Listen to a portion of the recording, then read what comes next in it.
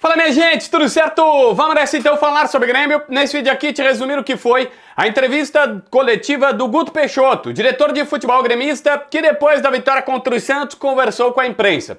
Esse vídeo é pra Zapay, quer pagar teu IPVA e não sabe como? Dá pra pagar em 12 vezes no cartão de crédito com a Zapay. Baixa aqui na descrição no primeiro comentário, abre lá a possibilidade, é grátis pra tu baixar, tá? Só pra começar te explicando. Pela placa do teu veículo tu consulta tudo que tu tá devendo e aí tu abre a possibilidade de pagar em 12 vezes no cartão. Quer melhor? Tem meu código promocional JBFilho20 que te dá 20% de desconto nas taxas desse cartão de crédito. A Zapay é credenciada ao Detran e pode fazer esse serviço na descrição no primeiro comentário, pode baixar.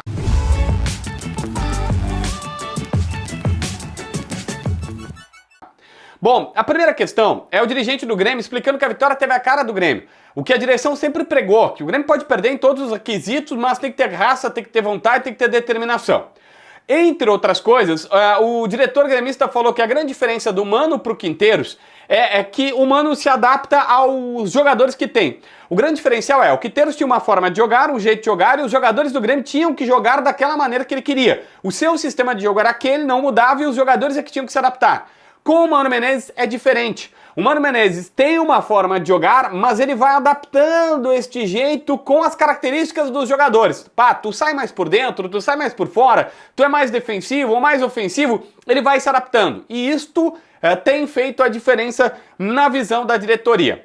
É óbvio que ele estava ali também para falar sobre arbitragem. Em 2 momentos dessa entrevista coletiva, o dirigente falou sobre arbitragem. Disse, olha, é difícil ficar falando toda hora, mas o Grêmio está tentando entender, segundo ele, o porquê que ninguém marca contra o Grêmio ou em outros jogos.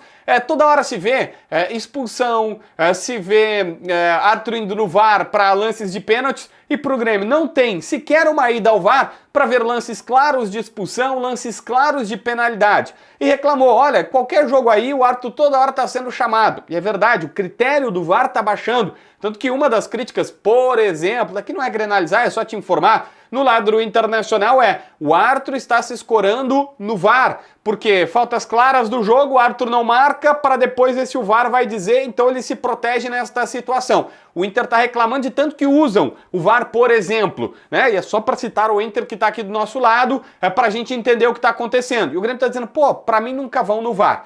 Há uma reclamação, mas também não se sabe o que vai ser feito. Por quê? O Grêmio já está cansado de ir na CBF, fazer um protesto formal, ligar, fazer reunião, ir lá, ouvir áudio, conversar, mas no fim, vamos combinar, não muda absolutamente nada na ordem do dia, é por isso que a direção meio que não sabe o que vai fazer.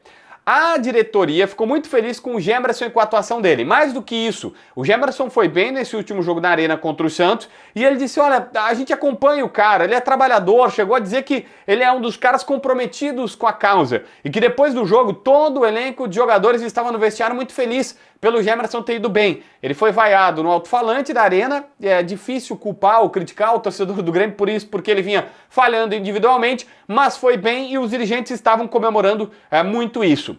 Mas é óbvio que isso também leva a uma pergunta. Tá, mas e aí? A direção vai trazer reforços? Vai contratar zagueiros? Sim, estão previstas contratações para a janela da metade do ano. E ele disse, olha, a direção está trabalhando para completar o grupo e agora está analisando alguns perfis diferentes de jogadores por conta da chegada do Filipão e do Mano Menezes. Embora não queira admitir com 100% das letras, fica nítido que, olha, tinha um perfil de contratações com o Quinteiros, agora é um outro com o Mano Menezes e com o Filipão. Isso está sendo ajustado com os dois. Tipo, uma notícia que a gente já pode dar o Romagnoli, zagueiro argentino, estava apalavrado para vir na metade do ano, mas o Quinteiros caiu e aí o Grêmio não vai trazer mais um zagueiro estrangeiro, vai atrás de um zagueiro brasileiro, até por ter aí a necessidade, já tem mais estrangeiros do que podem assinar a súmula, tem que ficar revezando. A direção garante que não tem grana para contratar, assim como, segundo eles, não tinha muita grana para contratar no início do ano. O que existe é criatividade nas contratações. Ah, mas gastou 4,5 num, 4,5 no outro, Wagner Leonardo, 4,5 de dólares, o Kiki Oliveira, 4 e tantos de dólares. Pois é, mas o número final pode ser alto, só que o parcelamento ele é muito maior. E isso traz a criatividade falada pela diretoria gremista, dizendo, olha, a gente pode ser criativo, grana sobrando não tem, mas dá para pegar ali um valor ou outro de entrada e pica, né? Parcela, tipo na Zapay, assim, que tu faz em 12 vezes, né? Nesse caso tu faz até mais, né? Que são valores bem vultuosos. E aqui a gente chega na situação do Filipão. O Filipão teve conversa com 3 jogadores do elenco do Grêmio. Com o Gemerson, que já foi seu jogador no Atlético Mineiro. Inclusive, quando ele veio, o Filipão deu entrevista aqui em Porto Alegre referendando, dizendo que o Gemerson não pipocava em jogo grande, era bom jogador. Com o Alisson, atacante, que entrou super bem, garoto das categorias de base. E com o Pavon, que está no departamento médico, mas que o Filipão essa semana diz que queria conversar com o Pavon e tudo mais, e teve essa conversa.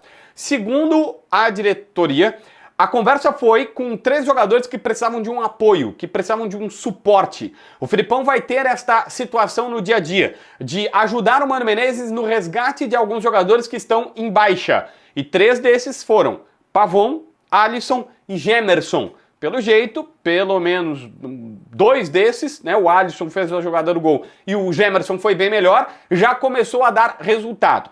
Agora, o Filipão também vai olhar mais para jogadores das categorias de base.